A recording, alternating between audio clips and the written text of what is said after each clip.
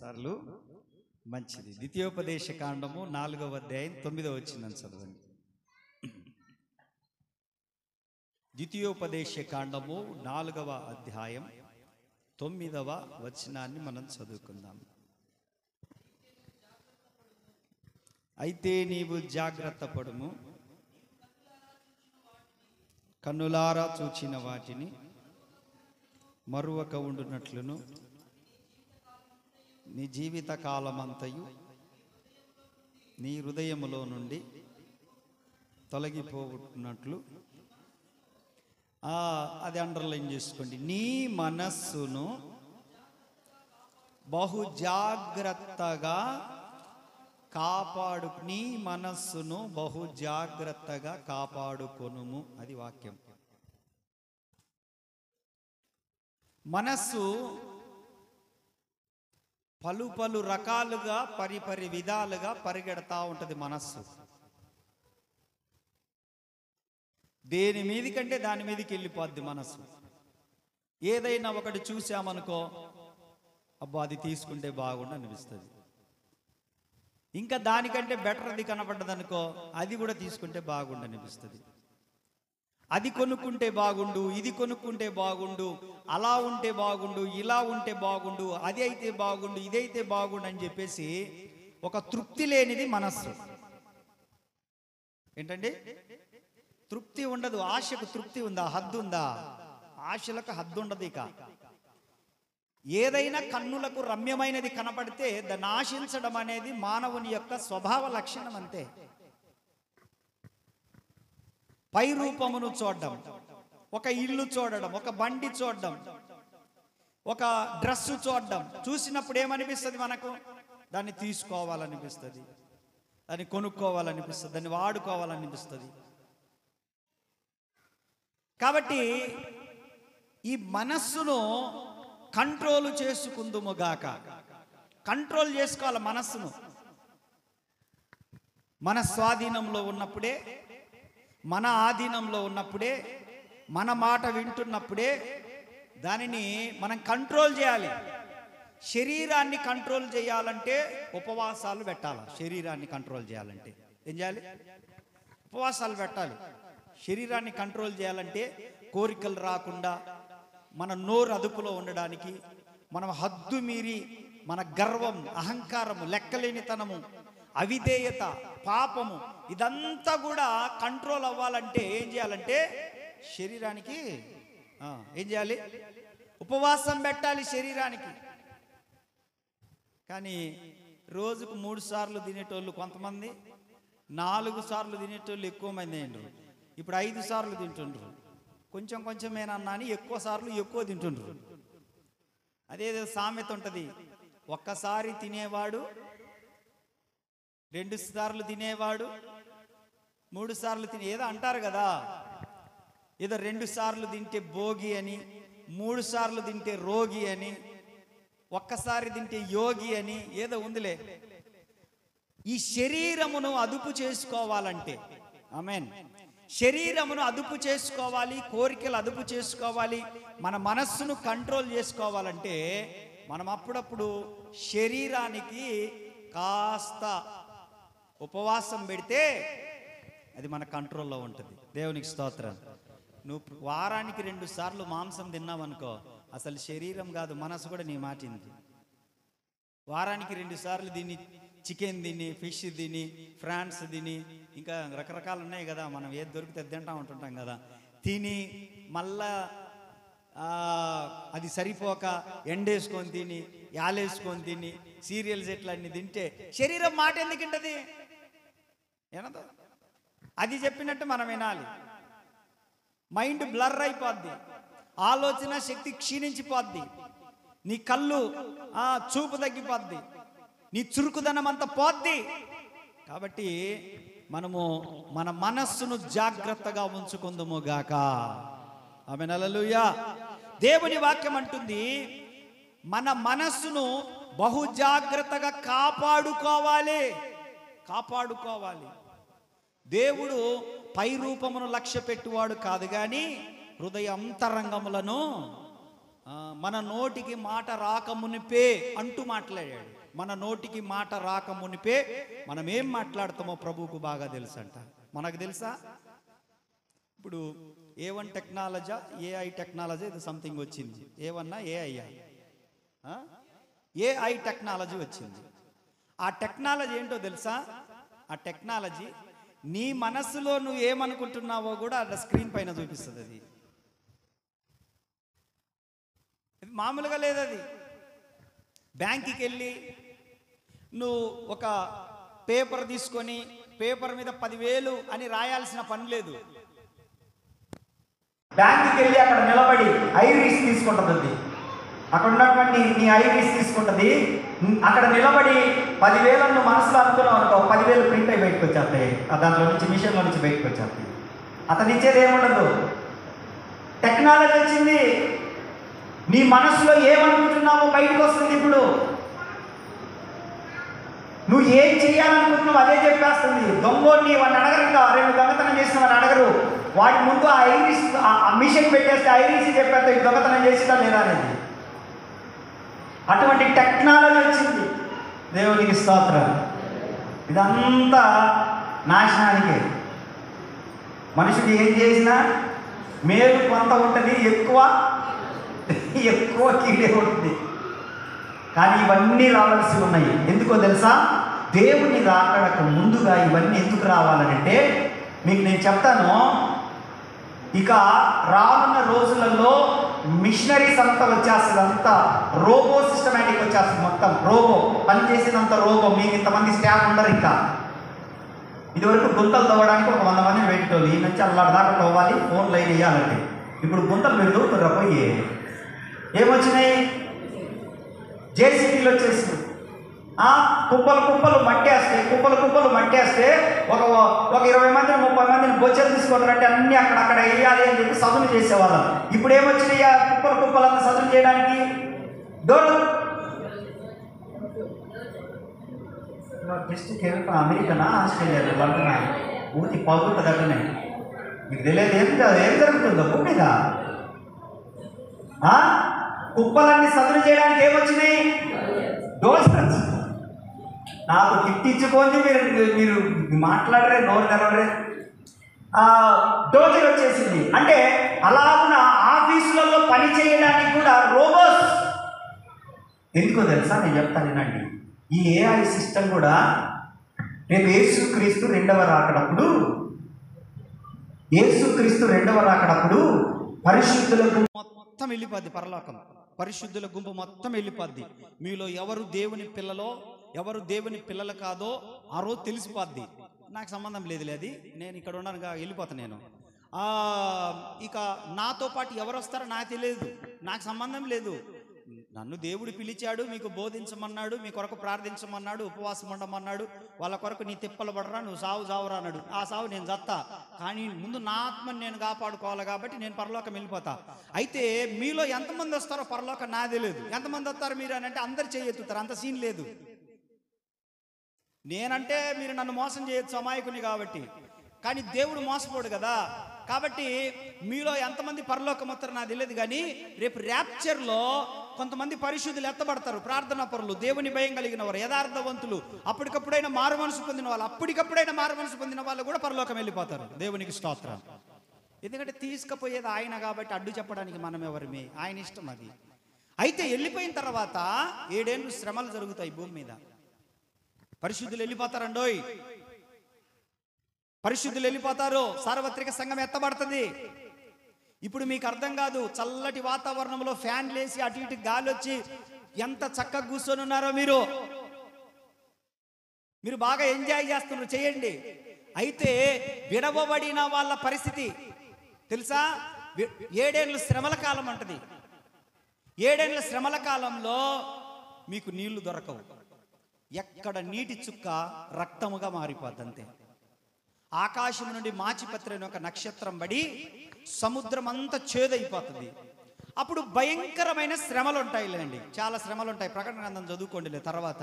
ఎప్పుడన్నా తీసి చదవండి ప్రకటన గ్రంథం. ఎప్పుడన్నా తీసి ఎప్పుడు యెహోవా నా కాపరి నాకులేమి కలగదు, యెహోవా నా కాపరి నాకులేమి కలగదు అంటే పోతావు నువ్వు.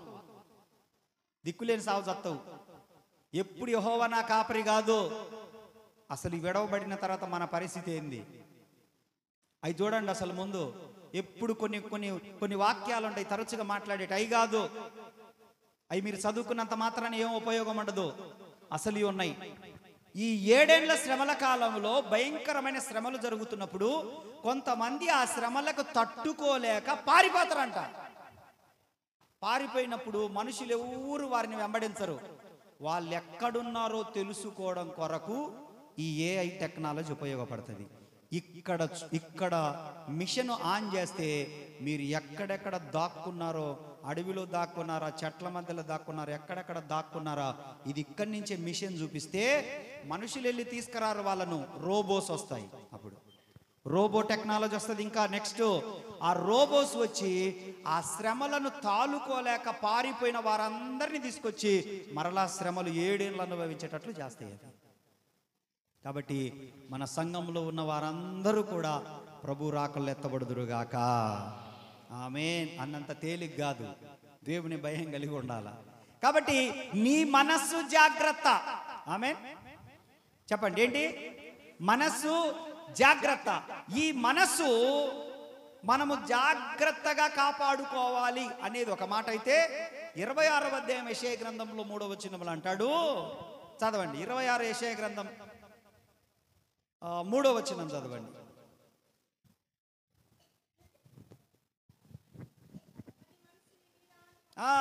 ఎవని మనస్సు నీ మీద ఆనుకొనునో వానిని నీవు పూర్ణ శాంతి గలవానిగా కాపాడుదువు. స్తోత్రం చెప్పండి. అది ఈ మనస్సు ఎందుకు కాపాడుకోవాలనంటే, ఈ మనస్సును తీసుకొని వెళ్ళి దేవుని పైన ఆనుకుండేటట్లు చేయాలి. ఏం చేయాలి మనస్సును? ఏం చేయాలి మనస్సును? ఈ మనస్సును దేవుని పైన ఆనుకోవాలి. అందుకే పరమగీతములు అంటాడు కదా, తన ప్రియుని మీద ఆనుకొని అరణ్య మార్గమున వచ్చునది యవతే అంటాడు. అక్కడ తన ప్రియుని మీద, ప్రియుడంటే యేసు ప్రభు, ప్రియురాలంటే దేవుని సంఘము. సంఘం ఎవరిని మీద ఆనుకోవాలి? మన మనస్సు అనుదినము కూడా దేవుని మీద ఆనుకొని మనం నడవగలిగితే ఆ రాకడలో మనం ఎత్తబడతాం. ఆమేన్. ఇది కాలయాపన కోసమైన భక్తి కాదు, ఇది టైంపాస్ భక్తి కాదు. ఇది ఒక రోజున ఆయన రాకడుంది, ఆయన రాకడలో ఎత్తబడాలనేటువంటి ఆలోచనతో కూడిన భక్తి ఇది. ఆమేన్. కాబట్టి దేవుని వాక్యం అంటుంది, ఈ రోజే మీ మనస్సులు ఎక్కడెక్కడున్నాయో వాటన్నిటిని తీసుకొచ్చుకోండి, అక్కడి నుండి చెరిపి వేసుకోనండి, మీ ఆలోచన తీరు మార్చుకోనండి, మీ తపన మార్చుకోనండి, మీ యొక్క ఆ యొక్క ఆలోచన తత్వాన్ని మార్చుకోనండి. మార్చుకొని ఇప్పుడు ఏం చేయాలంటే, ఏ వస్తువు మీద ఉందో మనస్సు, ఏ మనిషి మీద ఉందో నీ మనస్సు, ఏ ఇంటి మీద ఉందో నీ మనస్సు, ఏం చేయాలందో నీ మనస్సు, ఆ మనస్సునంతా తీసుకొచ్చి దేవుని పైన ఆనుకునేటట్లు చేయుదుముగాక. దేవుని పైన ఆనుకోవాల మనస్సు మొట్టమొదటిగా. ఆమేన్. దేవుని పైన నీ మనస్సు ఆనుకోకుండా ఇక దేని పైన ఆనుకున్నా అది నీకు దక్కదు, దక్కినా నువ్వు నష్టపోతావు. ఆమేన్. అర్థమైందా? మొట్టమొదటి ఆజ్ఞ ఏంటి? నీ దేవుడైన యెహోవాను ప్రేమించాలి. మొట్టమొదటి కమాండ్మెంట్ అదే కదా, మొట్టమొదటి ఆజ్ఞ అదే కదా. నీ దేవుడైన యెహోవాను ప్రేమించాలి అంటే నీ మనస్సు మొట్టమొదటిగా దేని మీద ఉండాలి? దేవుని మీద కాకుండా దేని మీద ఉన్నా కూడా నష్టము భారీగా ఉంటుందని గుర్తుపెట్టుకోవాలి మనం. ఆ తర్వాత దేన్నైనా ఇంకా. ఆమేన్. కాబట్టి దేవుని వాక్యం స్పష్టం చేస్తుంది, అరణ్యంలో ఒక సంఘము బయలుదేరింది, ఆ సంఘమేమో దేవుని మీద ఆనుకొని ప్రయాణం చేస్తుంది. ఇక్కడ కూడా ఒక సంఘం ఉంది, ఈ సంఘము కూడా దేవుని మీద ఆనుకోవాలి. దేవుని మీద ఆనుకోగలిగితేనే మనము పరమకణాను అనబడినటువంటి పరలోక రాజ్యానికి చేరుకుంటాం. మనం దేవునికి స్తోత్ర చెప్పండి. నిర్లక్ష్య పరులంతా హల్లెలూయా అంతే. కొంతమంది ఆదివారం ఆదివారం ప్రార్థన ఉంటుంది కాబట్టి పొయ్యొద్దాంలే కాస్త అని చెప్పి వచ్చేవాళ్ళు ఉంటారు. మంచిదే. కొంతమంది ఏమో లేదు లేదు ఆదివారం ఈరోజు దేవుని దినం కాబట్టి మనం తప్పకుండా దేవుని వెళ్ళి ఆరాధన చేయాలి, వాక్యం వినాలి, దేవుని సన్నిధిలో గడపాలి అనేటువంటి వారు ఉంటారు. కొంతమంది వాళ్ళ పోడు వల్లాక వచ్చేవాళ్ళు కూడా ఉంటారు. పోడు వల్లాక వచ్చేవాళ్ళు కూడా ఉన్నారు. నిజమే నేను చెప్పేది. ఊరిక రంజీబ్ దీంతో ఆడదాకా పోయితే సరిపోయింది, ఒక గంట కూర్చొని మెలకుండా ఎగ్గొట్టయితే అయిపోయా అని వచ్చేవాళ్ళు కూడా దేవుని రాకడ వచ్చిపోయిన తర్వాత మీకు ఆ సమస్యలు ఉండవు. మీరందరూ ఈయనే ఉంటారు. అటోళ్ళందరూ ఈ మందిరం మీకే ఇచ్చేస్తాం. దేవుని రాకడలో విడవబడిన వాళ్ళకు, దేవుని రాకడలో ఎత్తబడిన వాళ్ళు పరలోకం వెళ్ళిపోతారు. విడవబడిన వాళ్ళకు మీకే రాసి ఇచ్చేస్తాం. ప్రశాంతంగా మీరు ఇక్కడనే ఉండి ఆ అపవాది వేసేటువంటి అవన్నీ శ్రమలు అనుభవించి నరకానికి వచ్చేసేయండి. మేము పరలోకంలో ఉంటాం. దేవునికి స్తోత్రం, హల్లెలూయా. అందుకొరక మనం వచ్చేది కాదు కాదు కాదు కాదు కాదు ఇక్కడున్న ప్రతి ఒక్కరు కూడా దేవుని రాజ్యంలో కనపడుదురు గాక. ఎవని మనస్సు నీ మీద ఆనుకొనునో వారిని పూర్ణ శాంతి గలవానిగా. కాబట్టి మన మనస్సును మనం రోజు కాపాడుకోవాలి, రోజు కాపాడుకోవాలి మన మనస్సును. అపవాది చూపించే ఆశల వైపు వెళ్తూ ఉంటుంది, అపవాది వేసే తంత్రముల వైపు వెళ్తూ ఉంటుంది, అపవాది వేసే బిస్కెట్ల వైపు వెళ్తూ ఉంటుంది, అపవాది వేసేటువంటి ఆ ముక్కల వైపు వెళ్తూ ఉంటుంది. కాబట్టి అటువైపు వెళ్లకుండా మన మనస్సును బహు జాగ్రత్తగా కాపాడుకోవాలి. అందుకే అంటాడు కొలస్సీలకు రాసిన పత్రికలో 3వ అధ్యాయం 2వ వచనం చదవండి. కొలస్సీలకు రాసిన పత్రిక 3వ అధ్యాయం 2వ వచనం. పైనున్న వాటి మీదనే కానీ భూ సంబంధమైన వాటి మీద మనసు పెట్టుకొనకుడి. చాలు చాలు. దేవుని వాక్యం అంటుంది పైనున్న వాటి మీదనే మీ మనస్సు పెట్టుకొనండి. స్తోత్రం చెప్పండి. ఇప్పుడు మీ మనసు ఎందుకు కాపాడుకోవాలి అని అంటే పైనున్న వాటి మీద మన మనస్సును పెట్టుకోవడం కోసము. హల్లెలూయా. ఏమున్నాయి పైన? యేసు ప్రభు ఉన్నాడు, సింహాసనం ఉంది, జీవ కిరీటం ఉంది, మనకు క్రొత్త పేరు ఉంది, మనకు పైన బంగారు వీధులు ఉన్నాయి, మనకు పైన మన కొరకు ఇండ్లు ఉన్నాయి. ఆమేన్. బంగారు వీధులు ఎక్కడన్నా ఉన్నాయా భూమి మీద? ఎంత కోటీశ్వరుడి వీధిలోనైనా సిమెంట్ రోడ్డు వేసేది, అవునా కాదా? సిమెంట్ రోడ్డు వేస్తారా? వెండి బంగారం ఏమన్నా రోడ్లు వేస్తారా? ఓమా సిమెంట్ రోడ్లేనా? ఎంత కోటీశ్వరుడే ఇంటికాడనైనా వేసేది, అంతేనా? అంతేనా కాదా? అంతే. ఎంత అనిల్ అంబానీ ఇంటి ముందైనా, టాటా బిర్లా ఇంటి ముందైనా, ఎంత ధనవంతుడి ఇంటి ముందైనా ఏమేస్తారు? సిమెంట్ రోడ్డో లేకపోతే తార్ రోడ్డు వేస్తారు. కానీ రేపు దేవుని పిల్లలకు దేవుడు ఆల్రెడీ నిర్మించిన కట్టడాల దగ్గర రోడ్డు ఏందో తెలుసా? బంగారు వీధులలో తిరుగుతామంట మనం పరలోకంలో. ఎందుకంటే యేసయ్య పాదాలు కూడా అపరంజిని పోలిన పాదాలని ఉంది వాక్యం. ఏంటి అపరంజి అంటే? అది మామూలు బంగారం కాదు, మేలిమి బంగారం అంటే pure gold. Amen. Pure gold. మనం పెట్టుకుంటే గోల్డ్ ఎంతో కొంత కల్తీ, ఎంతో కొంత కల్తీ, అవునా కాదా? మీరేదో 12 క్యారెట్ ఏదో అంటుంటారు, ఆ క్యారెట్ ఈ క్యారెట్ ఏంటండి ఏంటిది 24 క్యారెట్, 24 దోసకాయ, 24 బెండకాయ దొండకాయ అంటా ఉంటుంటారు. అప్పుడప్పుడు మేము ఎవరికన్నా ఏదో ఫంక్షన్ అప్పుడు ఏదో ఒక ఉంగరం ఏదో చిన్న చిన్న తీసుకురావడానికి అని పాస్టరమ్మ నేను పోయినప్పుడు ఇది మంచిది కాదు అది ఇయ్యమని అంటుంటుంది. నేను అనుకుంటా అంతా బంగారమే కాదంటే నీకు తెలియదులే దీని గురించేనండి. మళ్ళీ దీంట్లో కూడా ఉందా? ఇది 12 సార్, ఇది 24 సార్, ఇది అది సార్, ఇది సార్, ఇది తీసుకోండి, ఇంకా దీంట్లో కల్తీ లేదు సార్ అంటుంటాడు. మరి అన్ని ఒకే చోట ఉన్నాయే. ఇదంతా కల్తీ బంగారంలో మనం ఉన్నాము. కానీ పరలోకములో మెరిసే బంగారములో, కల్తీ లేని అపరంజిని పోలిన బంగారములో మనం నడవబోతా ఉన్నాం. దేవునికి స్తోత్రం. కాబట్టి పైన మన కొరకు క్రొత్త సింహాసనం ఉంది, క్రొత్త కిరీటం ఉంది, క్రొత్త పేరు ఉంది. దేవుడు మన కొరకు సిద్ధంగా ఉన్నాడు. మన కొరకు క్రొత్త ఇండ్లుంది. 14వ అధ్యాయంలో ఏమన్నాడు యోహాను సువార్తలో? నేను వెళ్ళుట మీకు మంచిది. ఎందుకు? నేను వెళ్ళి మీకు స్థలము సిద్ధపరచి నేనుండు స్థలములో మీరు ఉండులాగున నేను వచ్చి మరలా మిమ్మును, మనకు వాగ్దానం ఉంది, నేను మరలా వచ్చి మిమ్మల్ని అందరినీ తీసుకొని పోతాను అన్నాడు యేసుప్రభు. చప్పట్లు కొట్టండి. మరలా వస్తాడు మన కోసం యేసుప్రభు. మరలా వస్తాడు మన కోసం యేసుప్రభు. మరలా వస్తాడు నీ కోసం యేసుప్రభు. నువ్వు ఎన్ని పరిస్థితులు అనుభవిస్తున్నావో వాటన్నిటి నుండి శాశ్వతమైన విడుదల వస్తుంది. యేసుప్రభు దగ్గరికి వెళ్ళిపోతే ఇంకా మరలా వస్తాడు ఆయన, వస్తాడు. అప్పుడప్పుడు మనం పాట పాడతాం, ప్రేమరాజు యేసు ప్రభువు మళ్ళీ వస్తాడు, తన ప్రియమైన పెళ్లి సంగమును గగనములో నా మేఘాల పైన. పాడండి పాడండి. గగనములో నా మేఘాల పైన త్వరగా త్వరగా వస్తాడు,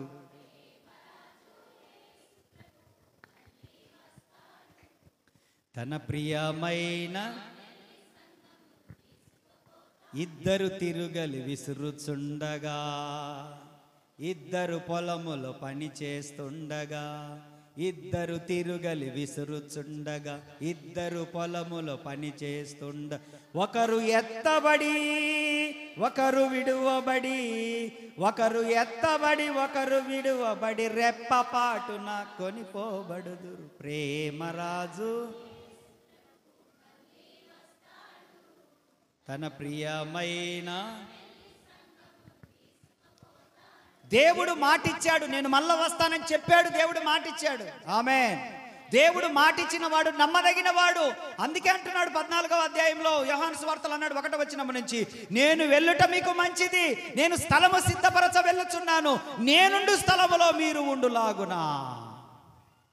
మిమ్మల్ని ఒక చోట ఉంచుతా, నేను ఒక చోట ఉంటానులే ఆయన అన్నాడా? నేను ఒక చోట ఉంటా, మీరు ఒక చోట ఉండాలి, నేను చాలా పెద్దోన్ని, నేను మహిమ కలిగిన దేవుణ్ణి, కాబట్టి మీరు అక్కడ ఉండండి, నేను ఇక్కడ ఉంటానని అనలేదు ఆయన. ఆయన అన్నాడు, నేనుండు చోటున మీరు ఉండాలా. అబ్బా, మన పిల్లలకి ఎంత ఆధిక్యత ఇస్తాం. ఆమేన్. హల్లెలూయా, హల్లెలూయా, హల్లెలూయా. నేనుండు చోటున మీరు ఉండాలి అని కోరుకుంటున్నవాడు దేవుడు. అందుకని మనస్సు ఎక్కడ పెట్టుకోవాలి? నా కొరకు నిర్మించబడిన ఇంట్లో నేను ఎప్పుడు చేరతానో.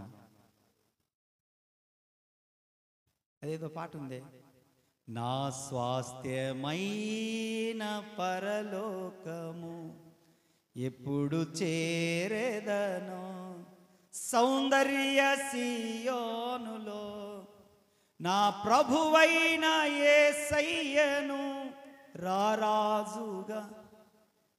దైవజనుడైనటువంటి యేసన్న గారి అక్కగారు మేరక్క గారు ఒక పాట పాడింది. ఆ పాట పాడిన సంవత్సరమే ఆమె ప్రభువులోనికి వెళ్ళిపోయింది. నేను యేసుని చూచే సమయం బహు సమీపమాయెను,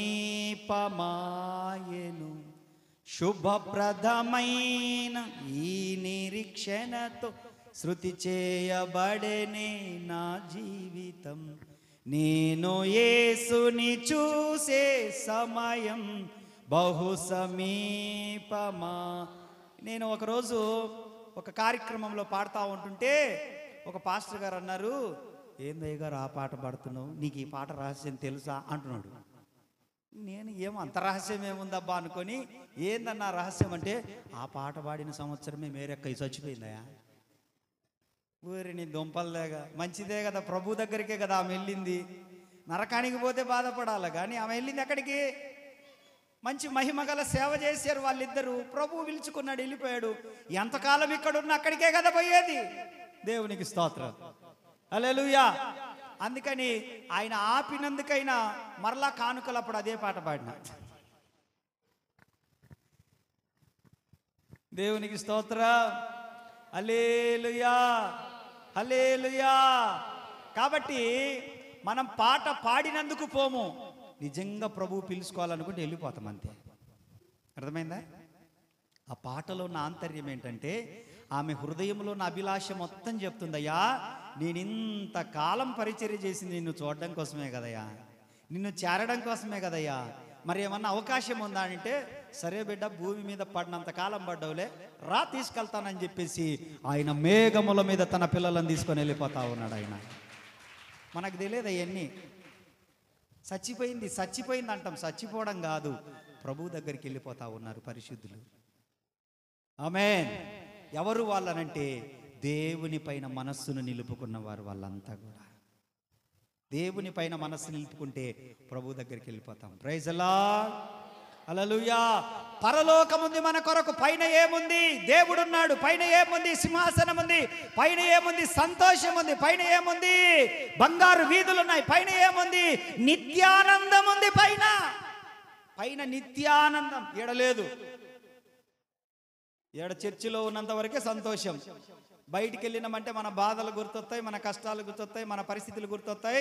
ఇక జనవరి 1వ తారీఖు నుంచి, జూన్ 1వ తారీఖు నుంచి స్కూల్లో పిల్లలు చేరి పుస్తకాలు కొనించి, స్కూల్ ఫీజు కట్టి, వ్యాన్ ఫీజు కట్టి, నైట్ డ్రెస్సులు తీసి, పగల డ్రెస్సులు తీసి, ఆ డ్రెస్సులు తీసి, ఈ డ్రెస్సులు తీసి, బూట్లు తీసి, టై తీసి, మెడకు తీసి, గొలుసు తీసి, తలకు పిన్నులు తీసి, అవి తీసి, ఈ తీసేసరికి ఇంకా చాలమ్మా ఈ జీవితానికి. స్తోత్రం చెప్పండి. అర్థమైందా?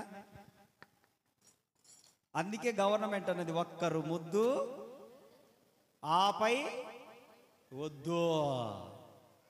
దివాకర్ అన్న, ఎంతమంది నీకు పిల్లలు? ఆ దేవరాజు గట్టు కాడ ఒక ఆమెకు 9 మంది. ఆమె అంగన్వాడీ టీచర్, ఆమె ఆయా అనుకుంటా, ఆమె బేబెక్క, చాలా ప్రేమ గలది. ప్రతి సంవత్సరం నాకు బట్టలు తీసిస్తుంది ఆమె, చర్చికి రాకపోయినా. ఓన్నో ఇంటికాడికి రా అని చెప్పి పాపం ప్రతి సంవత్సరం పిలిచి బట్టలు తీసిస్తూ ఉంటుంది క్రిస్మస్కి. వాళ్ళల్లో షెడ్డి ఉంటే వాడికి సొక్క ఉండదు, పైన సొక్క ఉన్నోడి కింద షెడ్డి ఉండదు. ఇప్పుడు ఆ 9 మందిని బడిలో చేర్పించుకోవాలంటే ఆమె పరిస్థితి ఏంది? ఎంత అంగన్వాడిలో ఉంటే మాత్రమా? ఒక్కళ్ళకే అల్లాడిపోతున్నాం. నాకు ఈ బూట్లు వద్దు, నాకు ఈ బూట్లు వద్దు అంటారు, నాకు ఈ నైట్ డ్రెస్ వద్దు అని యూట్యూబ్లో చూపిస్తారు. వాళ్ళకి ఏం నైట్ డ్రెస్సులు కావాలో మీ షో అని, పప్పెడి షో అని, ఆ షో అని తలకాయలు తింటా ఉంటారు. నాకు ఇదే కావాలి, నాకు ఇదే కావాలి, ఇదే కావాలి. అందుకే ఒక్కరు ముద్దు, ఇద్దరు హద్దు. అసలు ఇప్పుడు ఒక్కళ్ళే హద్దు, ఆపై అసలొద్దు. చాలు ఒక్కళ్ళు సంబడం, మనం కష్టపడే కష్టానికి. దేవునికి స్తోత్రం, హల్లెలూయా. రేపు 1వ తారీఖు నుంచి ఉంటుంది, జూన్ 1వ తారీఖు నుంచి ప్రతి ఇంట్లో బిజీ టోన్ వచ్చేస్తుంది. అందరు బిజీ టోన్లోకి వెళ్ళిపోతారు. అందరు బిజీ టోన్లకు అక్క అని అంటే, అన్న మాట్లాడుతున్నా, ఇప్పుడే పిల్లోని రెడీ చేస్తున్నాను, బడికి టిఫిన్ బాక్స్ పెడుతున్నాను, ఒక 10 నిమిషాలు ఆగి చేయమంటావా? అది అట్టుంటుంది వ్యవహారం. ఇండ్లంతా అంతే ఉంటుంది. దేవునికి స్తోత్రం. పైనున్న వాటి మీద మనసు పెడదాం. హల్లెలూయా. పైన నీ కొరకు పరలోకం ఉంది. యేసు ప్రభు ఉన్నాడు. 24 పెద్దలున్నారు.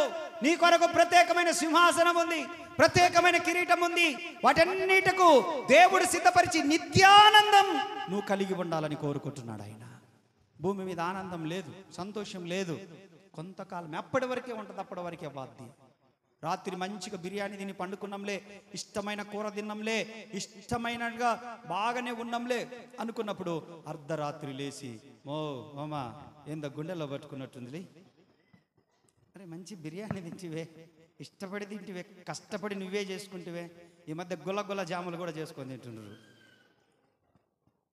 గుల్ల జాములు కూడా తినేది, షుగర్ ఎక్కువ అయ్యేది, కళ్ళు తిరుగుతున్నట్టుండే. ఎదురుగానే నిలబడ్డది, ఆ పిల్ల కనపడట్లేదు. ఏంది గుల్ల జామ్ తిన్నావు? తినకుండా ఎన్ని తినేది మోకాళ్ళ నొప్పులు, డొక్కల నొప్పి, కీళ్ళ నొప్పి, కళ్ళు బైర్లు కమ్మినాయి, ఏందో ఉన్నట్టుండి పడిపోయినా అర్ధరాత్రి హాస్పిటల్లో చుట్టూ తిరుగుతూ అర్ధరాత్రి ఎవడు ఉంటాడు? దేవునికి స్తోత్రం.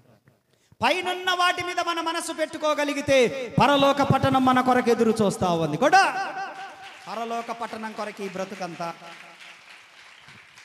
భూమి మీద ఎందుకు మనసు పెట్టుకోకూడదని చెప్పాడు ప్రభు? పైనున్న వాటి మీద ఎందుకు మనసు పెట్టుకోమన్నాడు? కింద ఎందుకు పెట్టుకోవద్దన్నాడు? పేతురు రాసినటువంటి 2వ పత్రిక. ఎందుకు ఈ భూమి మీద మనసు పెట్టుకోకూడదు? 2వ పత్రిక 3వ అధ్యాయం 10, 11, 12 వచనాలు. ప్రభు దినము దొంగ వచ్చినట్లు వచ్చేస్తుంది ఒకరోజు. ఆ దినమున ఆకాశములు ఎత్తుకుంటున్నారు. ఒక నిమిషం అమ్మా.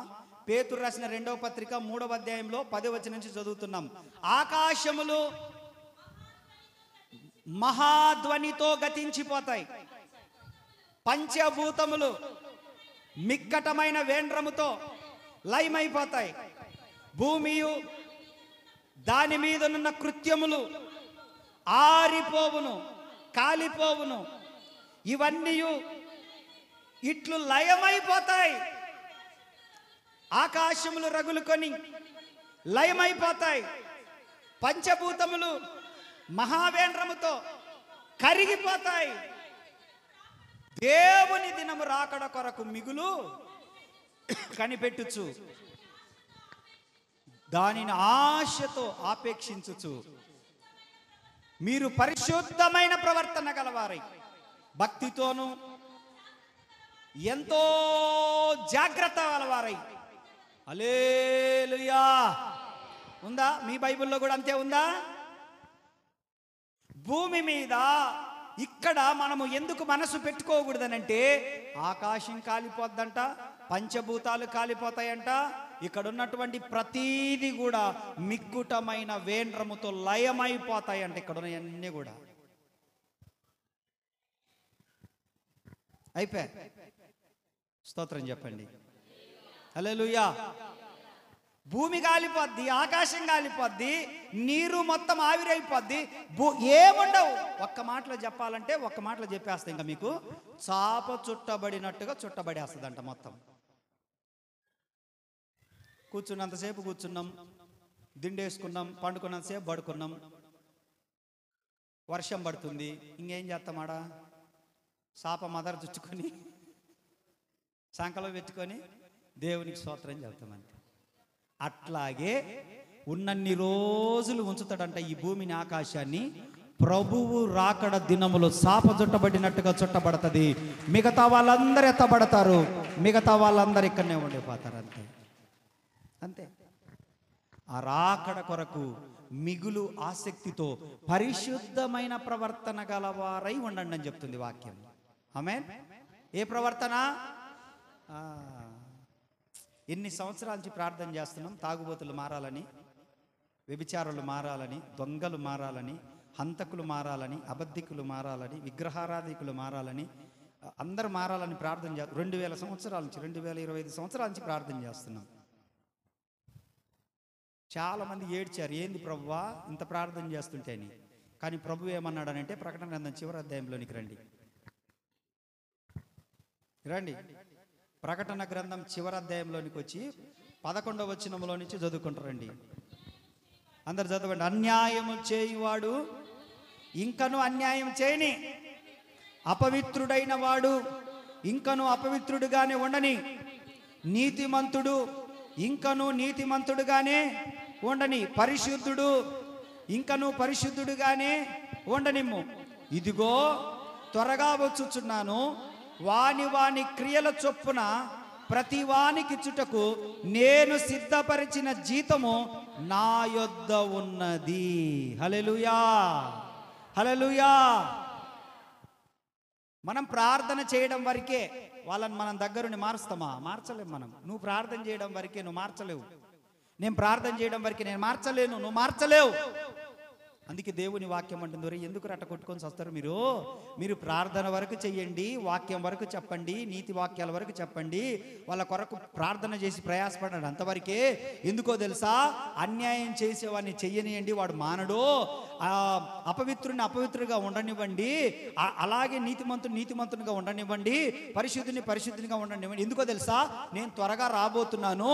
వాని క్రియల చొప్పున వానికి జీతం ఇస్తా ఒకరోజు. మంచి అయితే మంచి, చెడు అయితే చెడు." అర్థమైందా? మంచి అయితే మంచి జీతం వస్తుంది, చెడు అయితే చెడు జీతం వస్తుంది. మంచి చేస్తే మంచి జరుగుతుంది, చెడు చేస్తే చెడు జరుగుతుంది. అందుకోసమని మన మనస్సును జాగ్రత్త చూసుకోవాలా. దేని మీది కంటే దాని మీదకి వెళ్ళిపోతే అపవిత్రమైపోతాం. దేని గురించి అంటే దాని గురించి ఆలోచన చేస్తే అపవిత్రమైపోతాం. మనము ముందు సెల్ఫ్ ఎగ్జామినేషన్ చేసుకుంటూ, ఎందుకనంటే ఆ రాకడ కొరకు మిగులు ఆసక్తి, ఈ పరిశుద్ధమైన జీవితం, ఈ భక్తి జీవితం, ఈ నీతి, ఏ పరిస్థితి వచ్చినా తట్టుకోవడం, భరించడం, సహనం కలిగి ఉండడం, ఓపిక కలిగి ఉండడం, ఓర్చుకోవడం. దేనికనంటే అదిగో ఆయన రాబోతా ఉన్నాడు సంఘాన్ని తీసుకుపోవడానికి. అప్పుడు మనం వెళ్ళిపోవాలి పైకి, అంతే. అందుకు ఈ మనస్సును జాగ్రత్తగా, దేవునికి స్తోత్రం.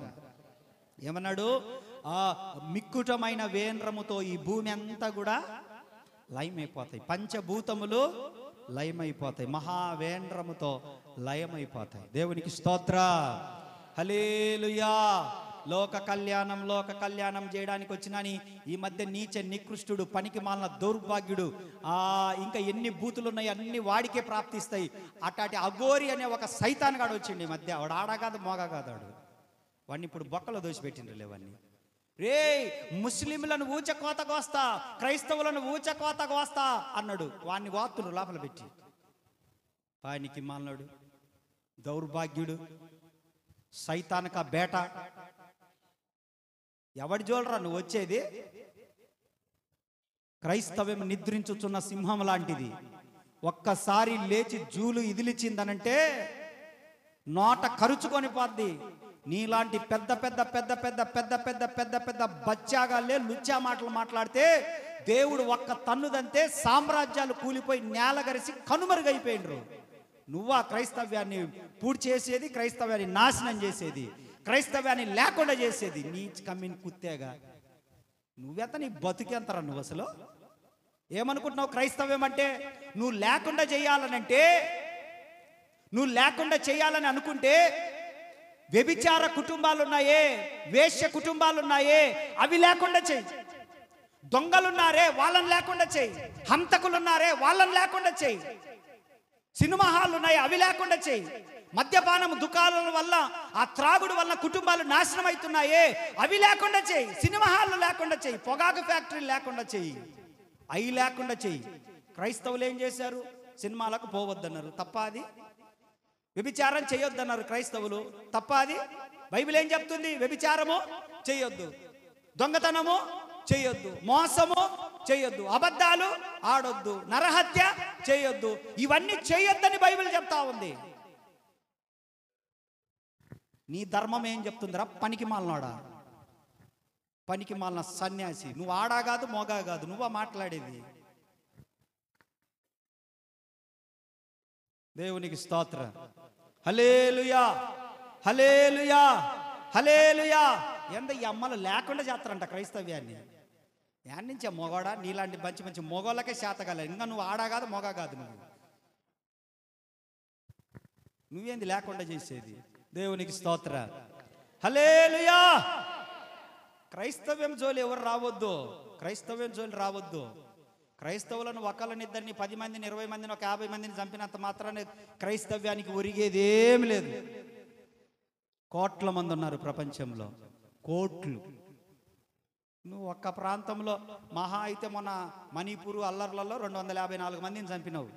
వాళ్ళల్లో సగం మంది క్రైస్తవులు, సగం మంది అన్యులు, అది వేరే విషయం. అంతకంటే నువ్వేం చేయగలవు? 90 లక్షల మందిని ఒకే రోజు ఊచకోత గోపించిండు హిట్లరు. 90 లక్షల మందిని గోపించిండు ఒకే రోజు.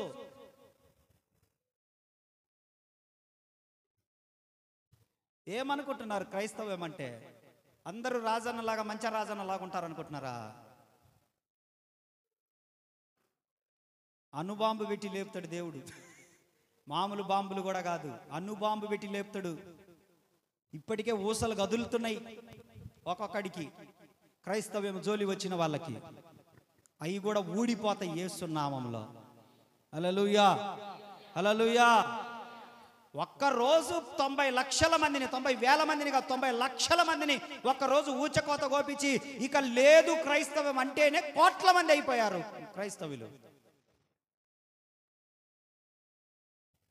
బట్టలు కూడా వేసుకోకుండా పానికి మళ్ళాడ రోడ్లంబడి తిరుగుతూ, ఏంద్రా నీ ధర్మం చెప్పేది?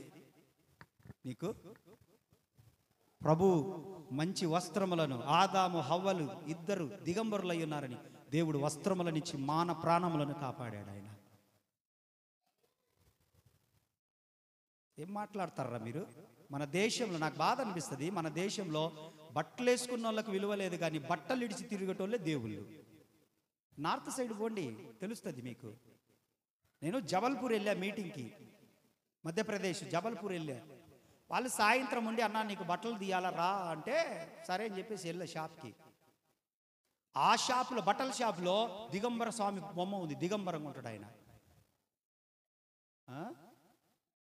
పటం ఉంది, పటం ఆ మూలనుంది.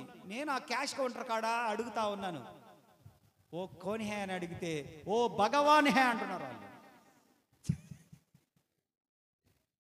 ఏ ఆద్మీ కోన్ హే అని అడిగితే ఓ భగవాన్ హే అంటున్నారు వాళ్ళు. వెంటనే వాడికి బట్టలే, వీడికి బట్టలు ఉన్నాయి. మరి వాడిని పూజించే వాడికేమో బట్టలు ఉన్నాయి, పూజ చేయించుకునే వాడికేమో వానికి మళ్ళా. మీరారా మాకు చెప్పేది క్రైస్తవ్యం గురించి? దేవునికి స్తోత్ర, హల్లెలూయా. అందుకే అన్యాయం చేయవాన్ని చేయనియండి, అపవిత్రుని అపవిత్రునిగానే ఉండనివ్వండి, దుర్మార్గుని వాడు మారడు. నువ్వెన్ని చెప్పినా, ఎంత ప్రార్థన చేసిన వారు మారడు. దేవుని వాక్యం ఉంటుంది ఒక చోట, అది నేను తర్వాత చూపిస్తా. ఒక చోట ఉంటుంది, వారిని దేవుడంట అగ్ని కొరకు సిద్ధపరిచి ఉంచాడు వాళ్ళని అంటుంది వాక్యము. దేని కొరకంట వాళ్ళను? అట్లాంటి పనికి మాలను దేని కొరకు సిద్ధపరిచాడు ప్రభు? అగ్ని కొరకు సిద్ధపరిచే ఉంచిండంట. అప్పుడు తెలుస్తుంది అగ్నిలో పడ్డప్పుడు. అగ్ని ఆరదు, పురుగు చావదు. అప్పుడు కేకలేస్తుంటే అప్పుడు యేసు ప్రభు గుర్తొస్తాడు, అప్పుడు మారు మనసు గుర్తొస్తుంది, అప్పుడు పాస్టర్ గుర్తొస్తాడు, అప్పుడు నువ్వు గుర్తొస్తావు మీ ఆయనకు.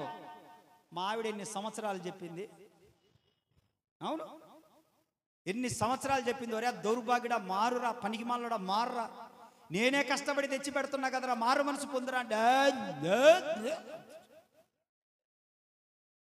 సాయితానాయన. ఇంట్లో ఆడపిల్లలు ఉన్నారని కూడా తెలియకుండా, ఒంటి మీద గుడ్డ లేకుండా ఆన్నే ఉచ్చబోతా ఉంటాడు ఒక్కొక్కడు. నరకానికి పోయినప్పుడు తెలుస్తుంది మా ఆవిడ ఎందుకు బతిమలాడింది, ఎన్ని కొట్టినా అయినా అది ఎందుకు భరించింది, ఎంత చెప్పినా నేను వినలేదే. ఇప్పుడు చూడు నేను నరకంలో ఉన్నానని చెప్పేసి. అందుకే దేవుడు ఉదాహరణ కూడా చూపించాడు లోకాసువార్త 16వ అధ్యాయంలో. ఉదాహరణ కూడా చూపించాడు. మళ్ళీ మీరు లేదనుకుంటారేమని ఉదాహరణ కూడా చూపించాడు అక్కడ. ఒకడేమో పాతాళంలో ఉన్నాడు, ఒకడేమో పారదేశులో ఉన్నాడు. వాడు పాతాళంలో బాధపడుచు ఏమంటున్నాడు, తండ్రివైన అబ్రహామా నా యందు కనికరపడి. ఎక్కడ ప్రార్థన చేస్తున్నాడు చూడాడు, నీచుడు, దౌర్భాగ్యుడు, దరిద్రుడు. ప్రార్థన ఇక్కడ భూమి మీద చేస్తే ఎవడన్నా ఆలకిస్తాడు. పాతాళంలో నుండి ప్రార్థన చేస్తే ఎవడు అయినది? పాతాళంలో నుండి ప్రార్థన చేస్తున్నాడు. ఏమంటున్నాడు, తండ్రి అయిన అబ్రహామా నా యందు కనికరపడి తన వేలి కొనను. ఎవడిది? అబ్రహాము కొనను కాదు, అబ్రహాం దగ్గర ఒకడు ఉన్నాడు, లాస్ట్ వేలి కొనను ముంచి, వేలి కొన వేలి కొనను ముంచి ఏమైందిరా నీ నేలకకు? భూమి మీద ఉన్నప్పుడేమో బీర్ల మీద బీర్లు, బీర్ల మీద బీర్లు, మందు మీద మందు. ఈ మధ్య కొత్త బ్రాండ్లు కూడా వచ్చినాయి, బ్రాండ్ మీద బ్రాండు, సారాయి మీద సారాయి అని. మొఖం కూడా దాంతోనే కడిగితివి, ఏందో ఇంట్లో నీళ్లు లేనట్టు ముఖం దాంతోనే కడిగితివి. దాన్నే అన్నం తినేటప్పుడు దాన్నే తాగితివి. ఇడ్లీలో కలుపుకుంటున్నాడు బీరు. మీరు చెప్తే నమ్మరు. నేను ఉదయాన్నే కొంతమంది ఇళ్ళకి వెళ్ళినప్పుడు, వన్న నువ్వు అటు కూర్చున్నా, నువ్వు అటు కూర్చున్నా, ఆ పనికి మనోడు ఉన్నాళ్ళే అన్నాడు. పాప నన్ను బతిమలాడి పక్కన కూర్చోబెడితే నేను ఆయన ఏం చేస్తున్నాడని నన్ను పక్కన కూర్చోబెట్టి నన్ను తొంగి చూస్తే 2 ఇడ్లీలలో బీరు కలుపుకుంటున్నాడు. నమ్మలేం, మరి ఏం చేస్తా, నమ్మాలగా నేను చూసినా కాబట్టి. ఆమె చట్నీ తీసుకొచ్చి పెడితే నిద్రమంపులో ఉదయాన్నే కాబట్టి చట్నీ అని చెప్పేసి దాన్ని ఇట పిసుక్కుంటుండు. పిసుక్కుందంట అవును, చట్నీ వద్దంట. వీళ్ళందరూ ఏడుంటారు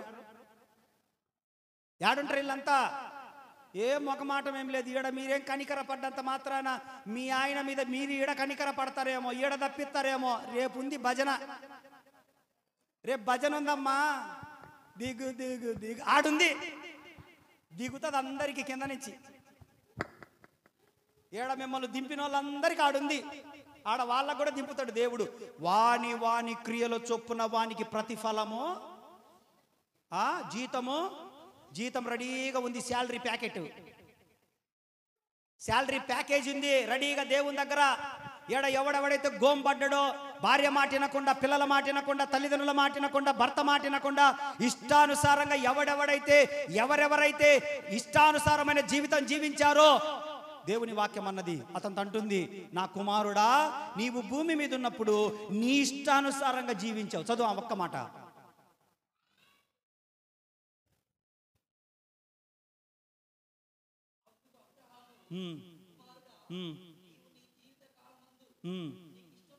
అది చెప్పు, రెఫరెన్స్ చెప్పు. 25వ వచనం చదవండి, చదువు. అందుకు అబ్రహాము, కుమారుడా నీవు నీ జీవిత కాలమందు నీకిష్టమైనట్టు, ఏంటి నీకిష్టమైనట్టు సుఖం అనుభవించావు.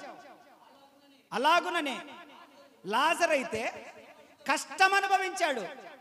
జ్ఞాపకం చేసుకో. స్తోత్రం చెప్పండి గట్టిగా. డబ్బులు ఉన్నాయి కదా అని, ఆరోగ్యం ఉంది కదా, అన్ని అవకాశాలు ఉన్నాయి కదా, నా భార్య ఏం చేస్తుంది, మా మా మా అమ్మ ఏం చేస్తుంది, మా నాన్న ఏం చేస్తాడు, మా ఆయన ఏం చేస్తాడు, వాళ్ళు ఏం చేస్తారు, మా అన్న ఏం చేస్తాడు, మా అక్క ఏం చేస్తుందని ఇష్టానుసారంగా జీవించినటువంటి ధనవంతుడు ఇప్పుడు నరకములో నుండి ప్రార్థన చేస్తున్నాడు. ప్రార్థన చేస్తుంటే అబ్రహాం అన్నాడయ్యా, నువ్వు నీ ఇష్టానుసారంగా బ్రతికావురా. ఎవడి మాట విన్నావురా నువ్వు?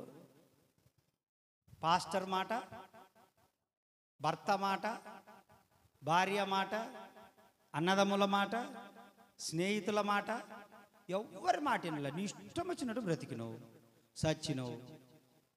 ఇప్పుడు ఎక్కడొచ్చున్నావు?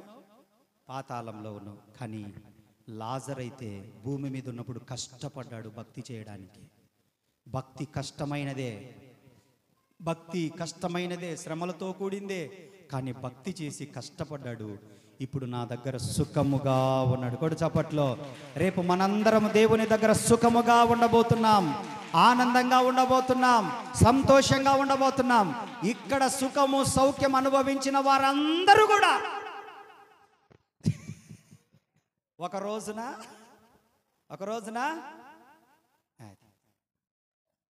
ఎన్ని రోజులు అని చెప్తుంది భార్య, పాపం ఎన్ని రోజులు అని చెప్తారు తల్లిదండ్రులు. రే మానుకోరా, మానుకోమ్మా, రే వద్దు, అది ఎన్ని రోజులు చెప్పినా వినకపోతే ఒక రోజు మాత్రము చాలా జాగ్రత్తగా ఉండాలి.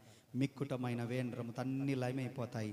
దేవుని రాకడ రాబోతా ఉంది. దేవుని రాకడ. దేవునికి స్తోత్ర. హల్లెలూయా. రోమాపత్రిక 12:16.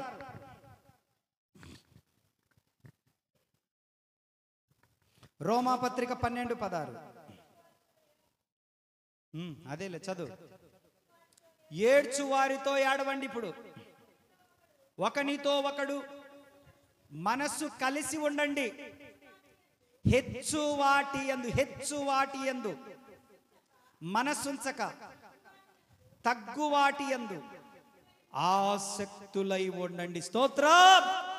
చెప్పండి హల్లెలూయా చెప్పండి ఒకసారి.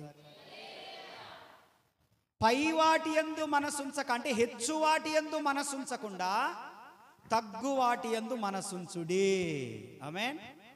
అంటే దాని అర్థం ఏంటంటే, మన స్తోమతకు మించిన ఖర్చు చేయకుండా, మనము తెచ్చుకున్నా కూడా కట్టుకోగలిగినంత సామర్థ్యములోనే మన ఖర్చు ఖర్చు ఉండాలి. మనం ఏ బడిలో చేర్పించుకోగల సామర్థ్యం ఉందో ఆ బడిలో చేర్పించుకోవాలి. ఏ కాలేజీలో చేర్పించుకొని కట్టుకోగలమో సామర్థ్యం చేసుకోవాలి. మనకు మించిన పని, మనం ఎంత పెట్టుకొని ఇల్లు కట్టుకోగలమో అంతే పెట్టుకొని కట్టుకోవాలి. మనం ఎంత పెట్టి బండి తెచ్చుకోగలమో అంతే పెట్టి తెచ్చుకోవాలి. మనం ఎంత పెట్టి చీర కొనుక్కోగలమో, రావచ్చా మీ జోలి? May I come? రావచ్చా మీ జోలి? ఎంత పెట్టి తీసుకోగలమో, ఎంత పెట్టి వివాహము చేయగలమో, ఎంత పెట్టి బంగారు వస్తువులు కొనుక్కోగలమో చెప్పాలి. బంగారం కొనుక్కోవడం తప్పు కాదు, మన సామర్థ్యమును కొలదంతే.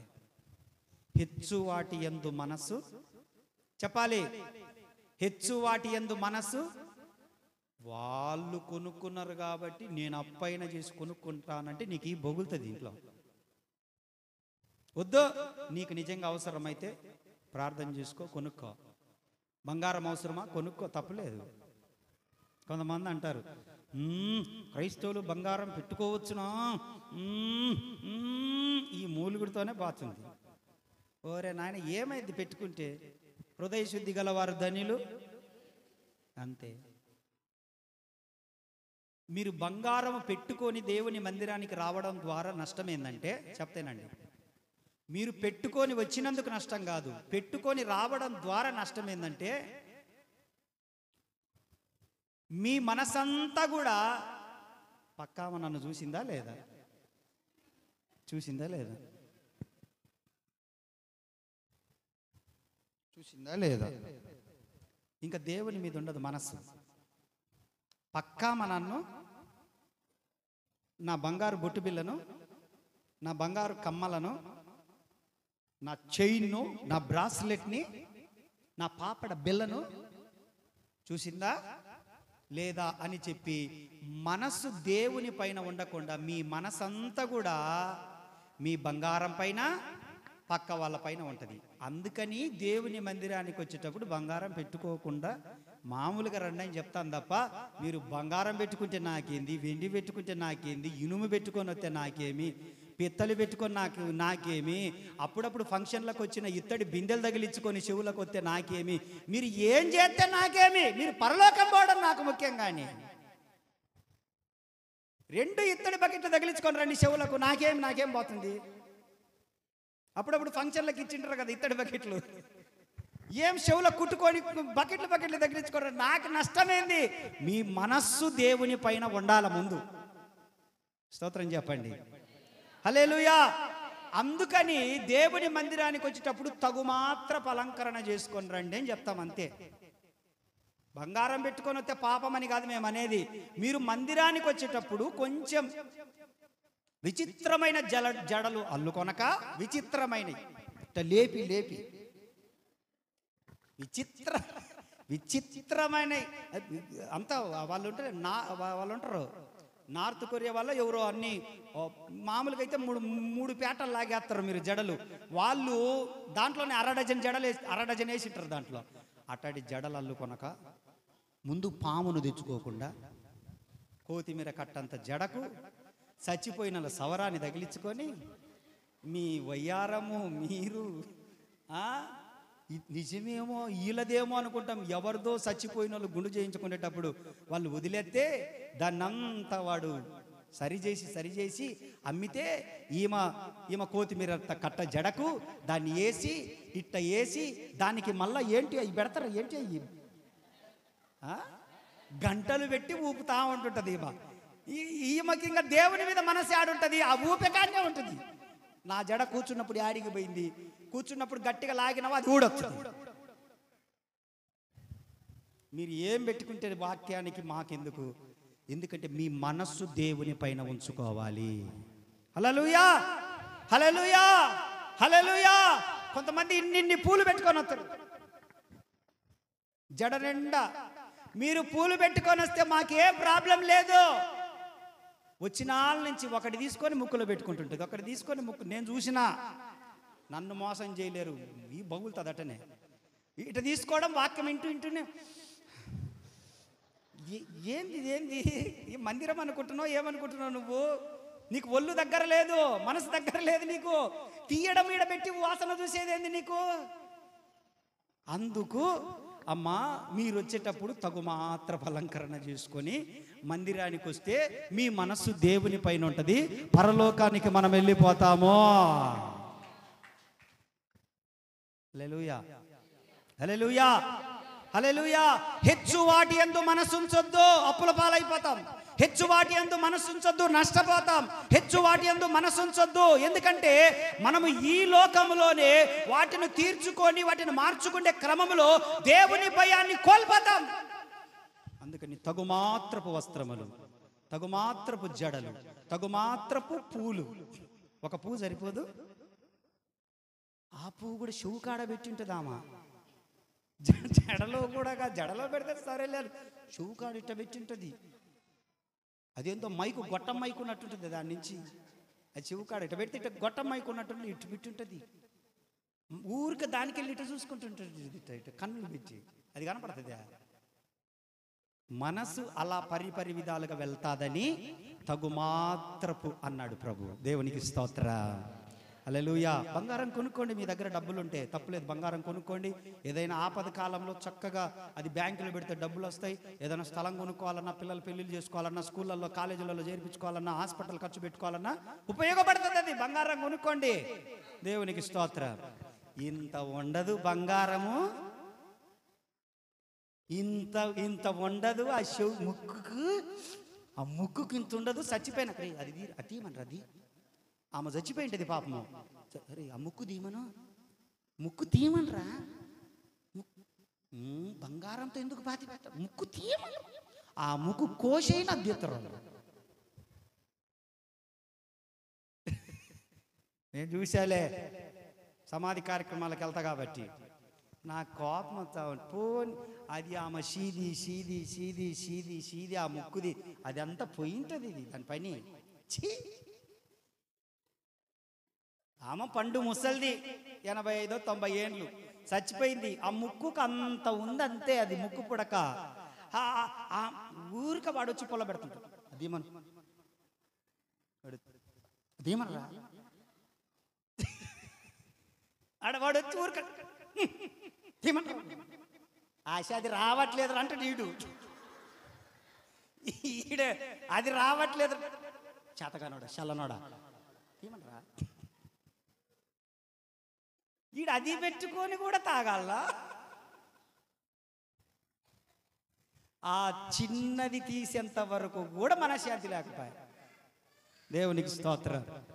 మీ దగ్గర డబ్బులుంటే స్థలాలు కొనుక్కోండి, మీ దగ్గర డబ్బులుంటే బంగారం కొనుక్కోండి, మీ దగ్గర డబ్బులుంటే మ్యూచువల్ ఫండ్స్లో పెట్టండి, మీ దగ్గర డబ్బులుంటే సేవ్ చేసుకోండి, పాడు చేసుకోగాకండి. హెచ్చైన వాటికి వెళ్ళి, ఇంకా మించిన వాటికి వెళ్ళి, మన సామర్థ్యం కంటే మించిన వాటిని కొనుక్కోవాలని చెప్పేసి, మనకి ఏ బండి కావాలన్నా ఆ బండే కావాలి. పిల్లలకు తెలియదు, మీరైనా ఎంతమైనా బండి కావాలన్నా అంతే బండి కొనివ్వండి.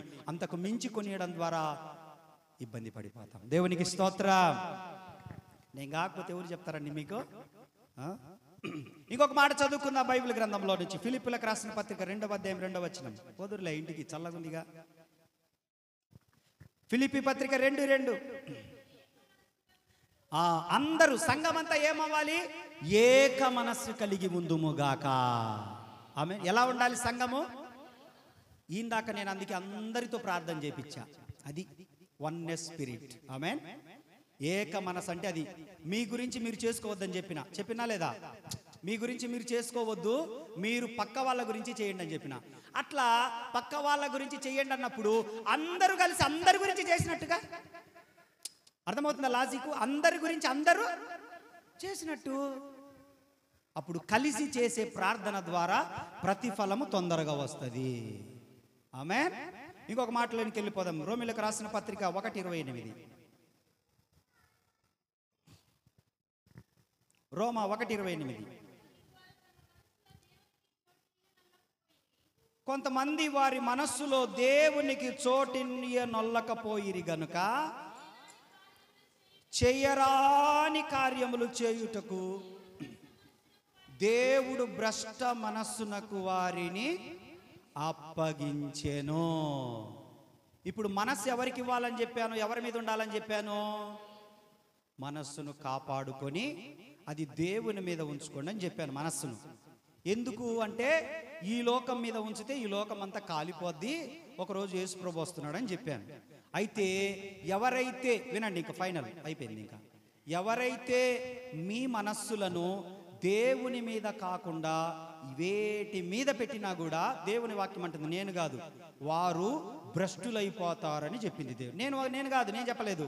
దేవుని వాక్యం ఏమన్నదంటే, క్రైస్తవులైన వారు దేవుని మీద మనస్సు పెట్టకుండా ఇతర దేని మీద కూడా మీ మనస్సులు పెట్టి మీరు వాటి కొరకు పరిగెత్తి జీవన వ్యాపారంలో మీరు ఇలా అయిపోతే, దేవుని వాక్యం అంటుంది అటువంటి వారు దేవుని మీద మనసు పెట్టలేదు కాబట్టి, మనస్సును కాపాడుకోలేదు కాబట్టి, పరిశుద్ధ ప్రవర్తన కాపాడుకోలేదు కాబట్టి, దేవుని వాక్యం అంటుంది అటువంటి వారికి భ్రష్ట ఆత్మకు అప్పగించేస్తాను అన్నాడు దేవుడు అన్నాడు, నేను కాదు. నేను ఎవరిని దూషించను, శపించను. నన్ను ఆశీర్వదించుటకే, నన్ను దీవించుటకే దేవుడు ఎన్నుకున్నాడు. ఎవరినైనా దీవించడానికి, ఆశీర్వదించడానికి. ఎవడు తప్పు చేస్తే వాడి మీదకి శాపం వస్తుంది, ఎవడు పాపం చేస్తే వాడిని పాపం పట్టుకుంటుంది. ఒంటరిగా రహస్యంగా పాపం చేసినా ఒకరోజు బహిరంగంగా శ్రమ అనుభవించాల్సి వస్తుంది. అది ఓకే. కానీ దేవుడు అంటున్నాడు, ఎవరైతే వారి హృదయాలలో, వారి మనస్సులలో దేవునికి చోటు ఇవ్వకపోతే, మనస్సులో చోటు ఇవ్వకపోతే, దేవుని మీద ఆనుకోకపోతే, వారి హృదయాలు, వారి మనస్సులు, వారి మనుషులు ఏమైపోతారంటే ఒకరోజు భ్రష్టులైపోతారు వాళ్ళంతా కూడా అంటుంది వాక్యం. కాబట్టి ఇంకా మీలో ఎవరైనా మారు మనసు పొంది ఉండి కూడా బాప్తిస్మం పొందకపోతే, ఈరోజు ఒక మంచి తీర్మానం తీసుకోండి. దేవుని రాకడ వచ్చేస్తూ ఉంది. ఆయన వచ్చేలోపు, మనం చచ్చేలోపు మనం బాప్తిస్మం తీసుకొని దేవుని భయం కలిగి ఉంటే పరలోకానికి వెళ్ళిపోతాం. మన మనస్సు కాపాడుకుందాం, దేవుని మీద మన మనస్సును ఉంచుకుందాం, దేవుని రాజ్యంలో కలుసుకుందాం. అదేవిధంగా ఇక్కడ భూమి మీద ఉన్నంత వరకు మనము ఒకరినొకరు ఐక్యత కలిగి, సమాధానం కలిగి, సంతోషం కలిగి, ఇక్కడున్న ప్రతి ఒక్కరు కూడా దేవుని రాకడలో ఎత్తబడాలి. దేవుని రాజ్యంలో ఒకరినొకరిని చూసుకోవాలి, కలుసుకోవాలి. దేవుడి మాటలు దీవించునుగాక. ప్రేమ కలిగిన తండ్రి, విశేషమైన నీ కృపను బట్టి వందనాలు. మా అందరితో మీరు మాట్లాడినందుకు వందనాలయ్యా.